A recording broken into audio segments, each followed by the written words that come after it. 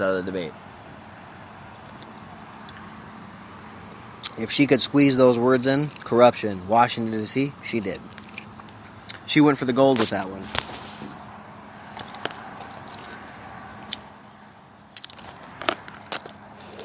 And she backed the NRA back in the day. She did. There's proof. And I'm not saying you can't change and say, fuck my views, I don't believe in that shit no more. But to go as hard as she's going at them, it just doesn't make sense to a lot of people. That's why the NRA came out with their pictures and said something. You backed us. You backed us up. You respect. You know. And then she's gonna say upstate New York. It's where they hunt and stuff and all that, and that's not the same thing. And she thought about that long and hard. I mean, mind you, this isn't her town hall. You can check this shit out. It's factual. You can read it. You can watch it. It's there. It's fucking clear as day.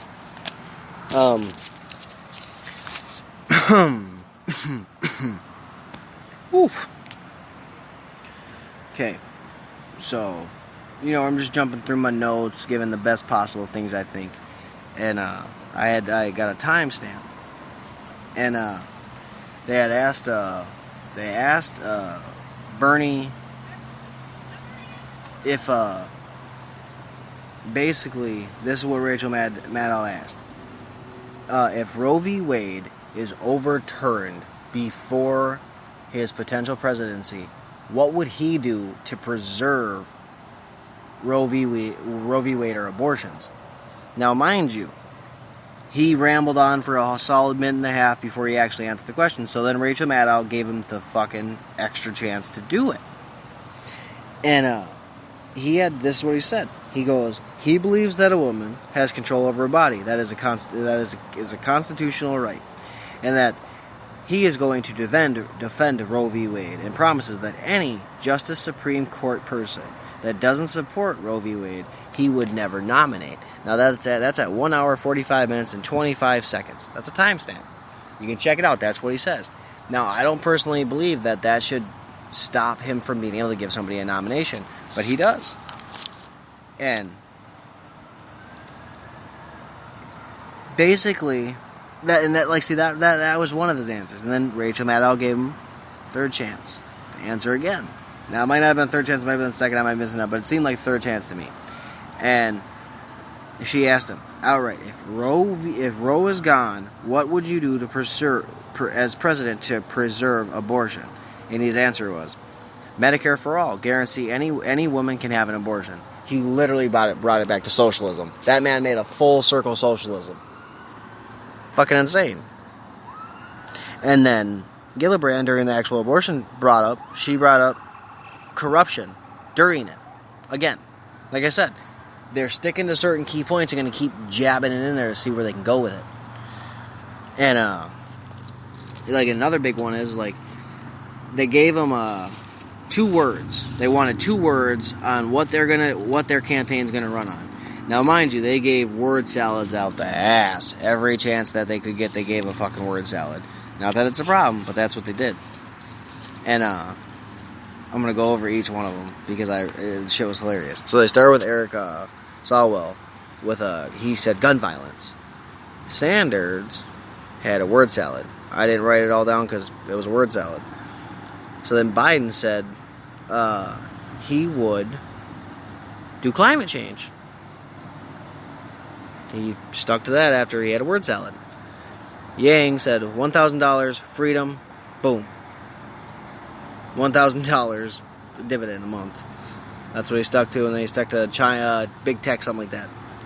And then Williams, that crazy lady that smokes pot, she refers to the New Zealand Prime Minister and says that she's going to make because New Zealand Prime Minister said that New Zealand is the best place for a child to grow up. So that's what she literally copied and said that she's going to make. She said, don't go there, girlfriend. The United States is going to be the best place for a child to grow up. And yes, she did use the word girlfriend. That's on God. And then Hickenlooper, he picked climate change. Van de Graaff picked climate change. Gillibrand picked family bill of rights. And then, again, turned it into a word salad to see how much she could squeeze in just a matter of minutes. Was supposed to be 2 words.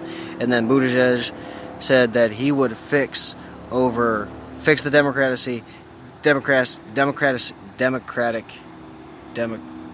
whatever. Democracy, there we go. Would fix democracy, and then everything else would fall in line. Like I said, and then I even wrote, not one candidate sticks to the 60s or 30-second fucking rule. Not one of them do. It's straight word salad, straight let's jump over each other, let's overtalk each other, let's piss each other off. That's literally what I get from it. It's insane every time. Just wild. I gotta get up and go to the bathroom quick. I'll be right back, motherfuckers. And we back at it with another one. With another drum doing another one. Anyways, I gotta quit. And the next question actually was, in the debate, I did skip it a little bit, but one of the next questions was if they had to reset one relationship that Trump or his administration possibly screwed up. How was that not a biased question? If they had to fix one, what relationship would that really fix? That was complete accidental clap, but it still works. What relationship would they fix, right? And Williamson said that she would fix the European one. Hickenlooper said that he would fix China. Yang said China and North Korea. Buttigieg says the entire world. Took a couple pop shots at Trump. Biden said the NATO alliance. Sanders said the United Nations. Harris said the NATO alliance. Gillibrand said Iran. Took some pop shots at Trump. Bennett said Europe, Latin America. And then Sawwell said break up with Russia and make up with NATO. His words. Dude, just non-stop with these guys. And Biden used foreign policy as a pillar of his campaign. Matt had said. And if time comes for a foreign policy vote for the Iraq war, Biden voted yes, but he regretted it, and that he blames Bush and doesn't believe that the combat troops should still be in Iraq. And then he stroked his ego about how he pulled out some troops, did this for the war, did this for the war. And then Sanders came in there and said that he led the opposition. And that he did everything he could to stop the war and protest the war and do everything he could to go against the war. Now, mind you, these are two old crows going at it. But the point is,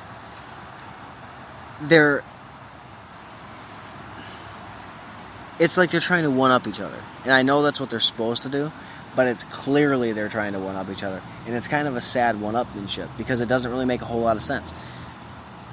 Biden flip-flops on just about everything he says. One day he'll say this one day and he'll say the thing the next day. And Bernie will just piggyback anything he can socialism-wise on it. And, I mean, it's like Sawwell told Biden to pass the torch to the younger generation. That made Bernie and Biden mad because he's telling them that you guys are old, you've been in office for how long, you need to pass the torch to the young crowd, the younger generation, so we can make the best changes. Now, Eric Swalwell is also got some pretty nutty fucking ideas, but he's got the right idea, you gotta pass the torch. These guys have been in office for a real long fucking time. How many times are you gonna run before you realize you're not gonna win, you're not gonna get that dub, you know what I'm saying?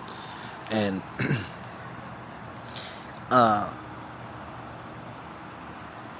it just, like I said, the pop shots that Eric Swalwell took, they made sense, passed the torch, next generation.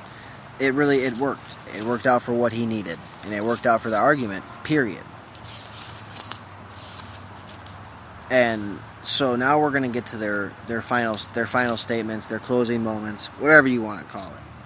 Now, Williamson, she went in on Trump. It got real weird. And basically says that she's going to meet him in the field with her having love on her side and Trump's going to have fear on his side. She believes that Trump reached into the American mind and twisted fear and hate into everything. And I don't believe Trump did that. I believe that that's what she's going to run on. I do not believe she's going to go anywhere past the primary debates. That she's not making to the general. That I just don't see it. So then, she also brought up, like I said, that she's brought up meeting him on a battlefield or on the field or whatever she said it. But it definitely was some creepy shit. Like I said, Sawwell, he literally said that he compared the next generation versus the old generation. He blamed. He said he's going to work on the climate chaos, gun violence. He's going to work on it all. That's his general plan. He's going to try to fix the entire world. That's his game plan. And so then they went to Hickenlooper, I don't know. And he says that he has done a lot of the most progressive shit. Those are his words. His words are, I've been one of the most progressive Democrats when none of them were progressive, this, that, the other thing. That's what he kind of stuck on, was that was his end game, is he believed that he was one of the most progressive people.